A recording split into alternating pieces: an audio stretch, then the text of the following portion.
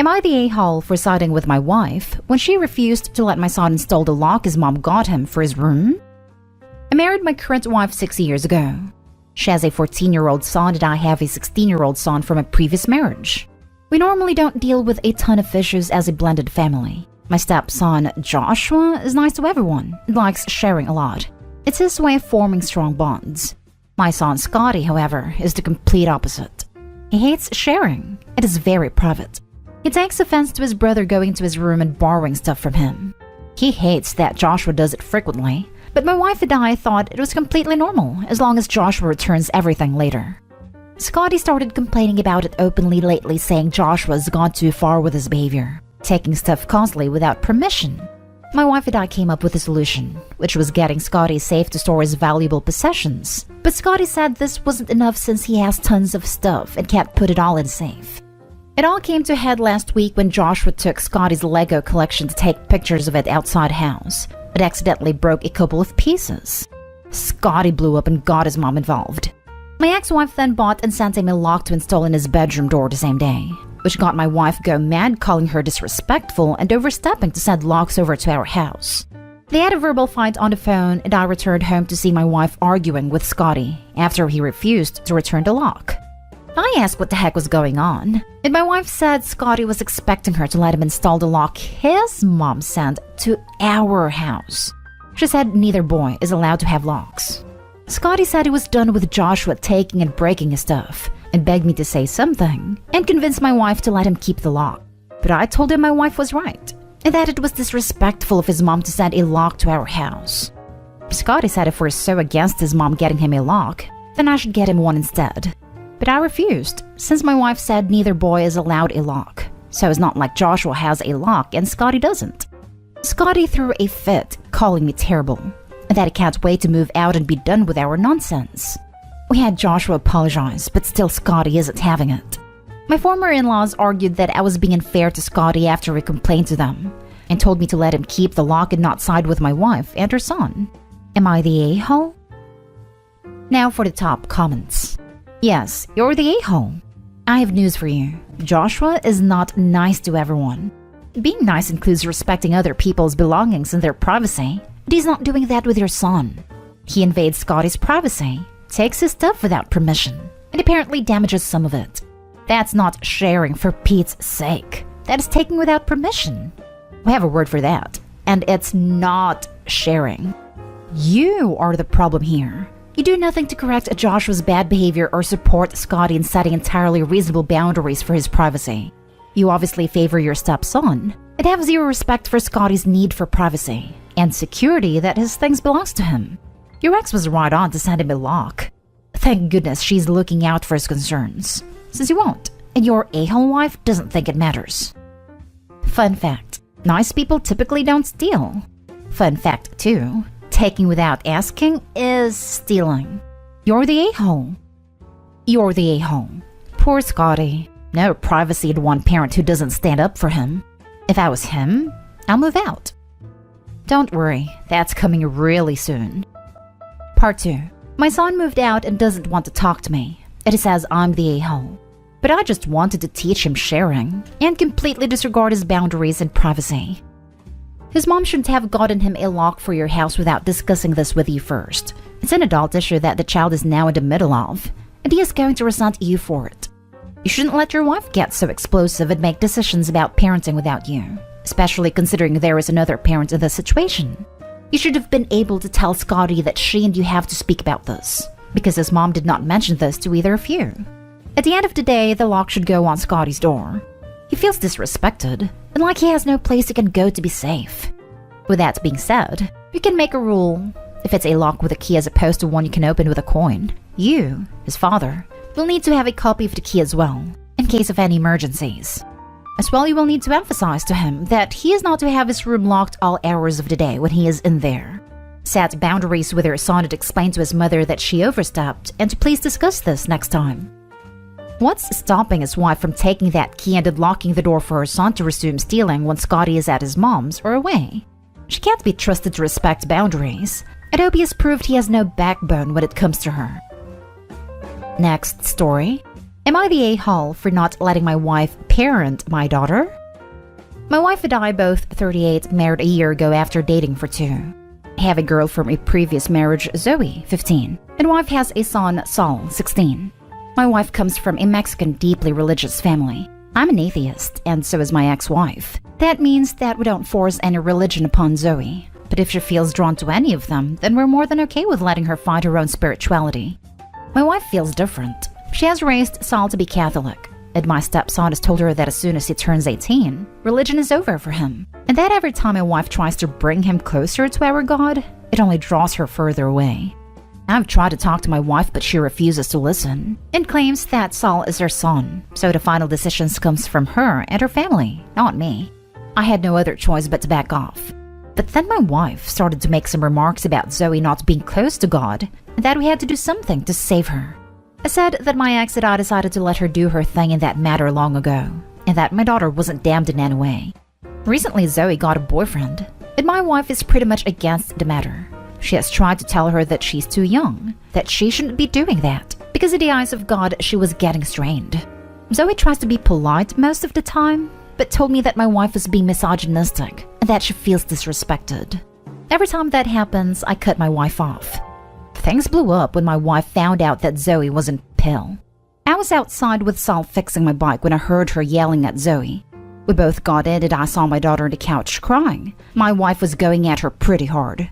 She called my kids some pretty nasty choice words and called me an a-hole parent for letting my daughter sin so young.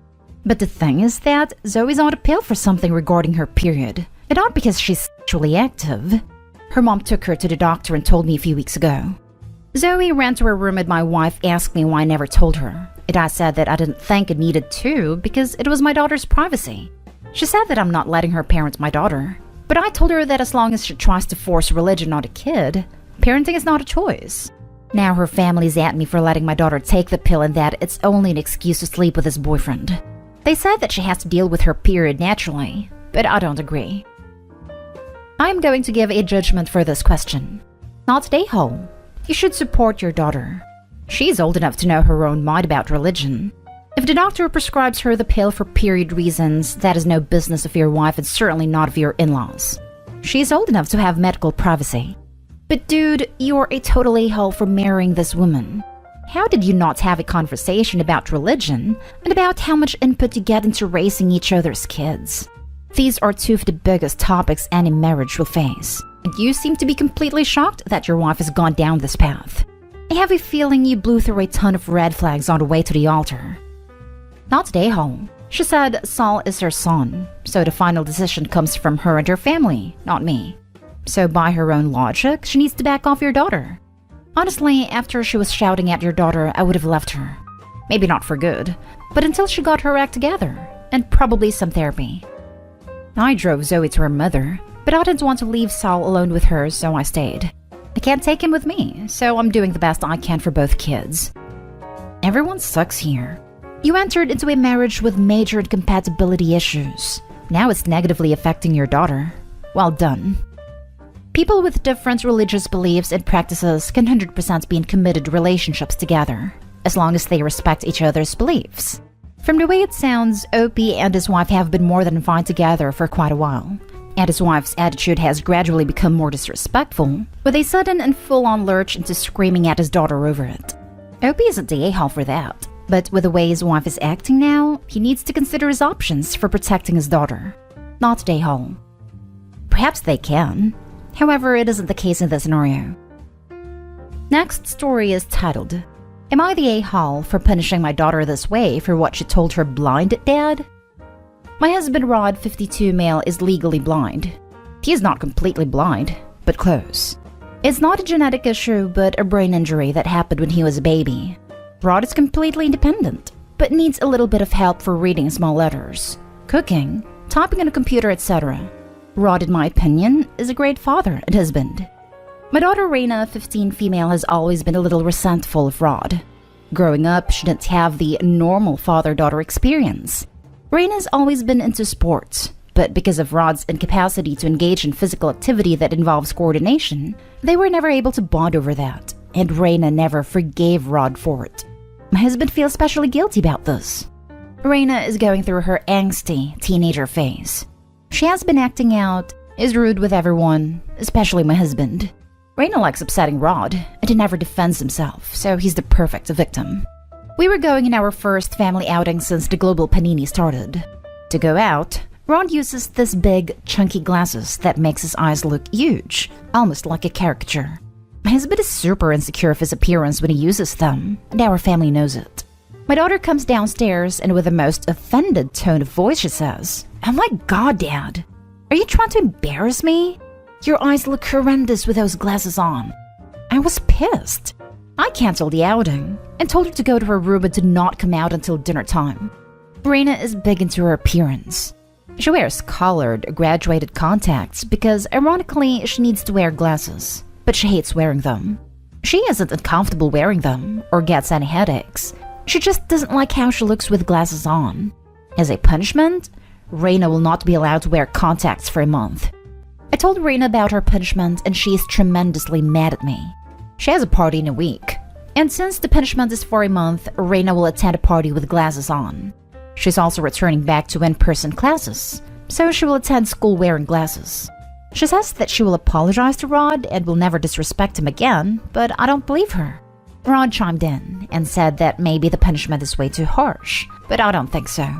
Reina then called me names and locked herself in her bedroom. Rod says that I'm being way too hard on Reina and bordering a-hole territory, which is why I'm here. Now for the top comments. This seems like a proportionate reaction to me. She intentionally made a hurtful comment about someone's appearance. As punishment, she is not permitted to use something that enhances her appearance to herself, but she will still be able to function normally without. Not an a-hole. She's going to feel absolutely terrible about this as an adult, unless she's a narcissist. I wonder what the right way is to navigate this behavior? She obviously is insecure, which is a valid feeling, but you just can't crapple over your parents because you're insecure. Maybe talk therapy, OP? Not an a-hole. Not an a-hole. I'm sorry, but this is really good for you to teach your daughter a lesson because she should not be disrespecting her father. If you let her get away with something like this, she'll think it's fine to do it in the future. Good on you for teaching your daughter morals and respect. Everyone sucks here. Taking away contacts, something she needs in order to see and function, is a harsh punishment. She should certainly be punished, but I think a better punishment is needed. Perhaps having her do volunteer work for people who are blind, or working with those who are going blind. It may open her up to the fact that she's lucky her father can see something rather than nothing, and how most people would kill to wear Coke bottle glasses as opposed to being totally blind. She has options. She can wear her glasses. She can then get an idea of how her dad feels. Now for the last story.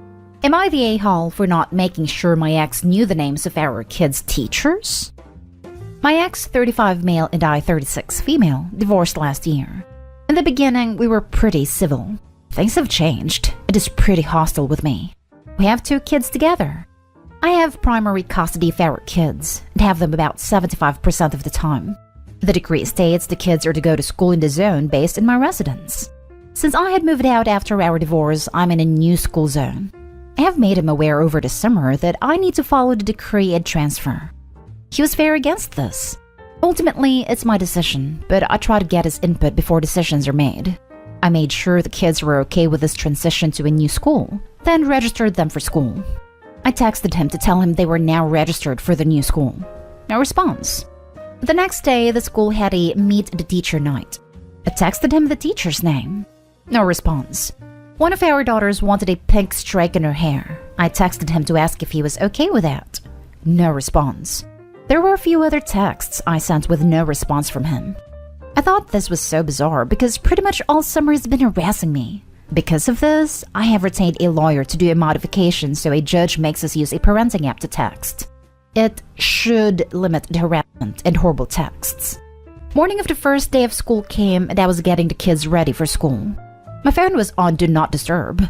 Checked the time and I had 17 missed calls from 7 a.m. to 7:25. Then he called again. I told him I'm doing their hair, but I'll put you on speaker. He starts berating me, telling me I ruined this special moment for him, that he wanted to see them off. He made it seem to the kids that I intentionally left him out of loop.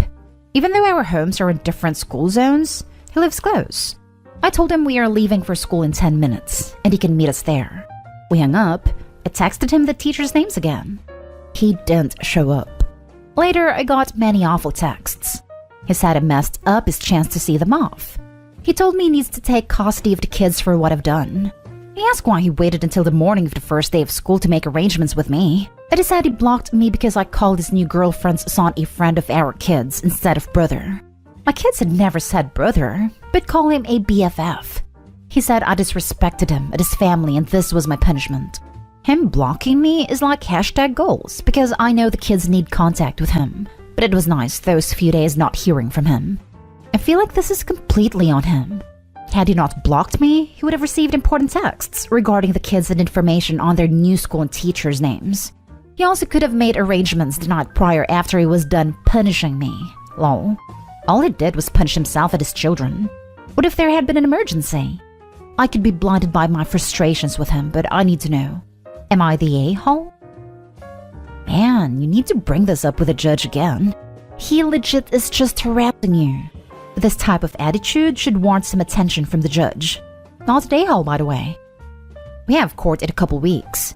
This is just one of many examples where I'm pretty sure I'm in the right, but I could absolutely be blinded by my disdain for him. My attorney thinks I'm not the a-hole. He clearly is the a-hole. Also, he knew you were on speakerphone and berated you in front of your children. This seems one-sided as hell, and you're painting yourself as a victim and innocent person. Everything was good, then unexplained event, and now he's hostile. I told my children about changing schools, never confirmed they agreed or wanted to, and finished with, ultimately it's my choice. Screw him, but I'm kind enough to let him partake. Through your writing, it looks like your ex just randomly changed attitude, became awful, whatever, without any reason whatsoever. By the way, telling someone they messed up isn't mistreatment. Calling about your children isn't harassment. You really feel like the typical divorcee or ex, and to hell with gender here. Just being petty and making issues for the sake of it. Also, yes, he berated you over the phone. Put that on speaker though. Couldn't you have done better than manipulate the situation to your advantage?